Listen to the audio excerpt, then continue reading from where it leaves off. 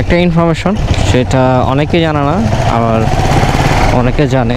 সেটা হচ্ছে আপনারা যখন পাহাড়ি অঞ্চলে আসবেন, যেখানে আর্মি চেকপোস্ট থাকবে, যেখানে আর্মিরা জাস্ট একটা চেকপোস্ট রাখে, বসে চেক করে, তখন কিন্তু এর আগে পরে আর্মিদের ক্যাম্প দেখলেই আপনারা অবশ্যই ক্যামেরা অফ করে ফেলবেন।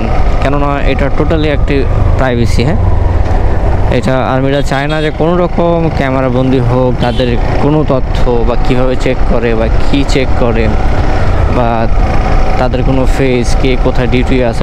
আর্মিরা কখনোই চায় না যে তাদের এটা পাবলিশড হোক। কারণ এটা হচ্ছে দেশের স্বার্থে হলেও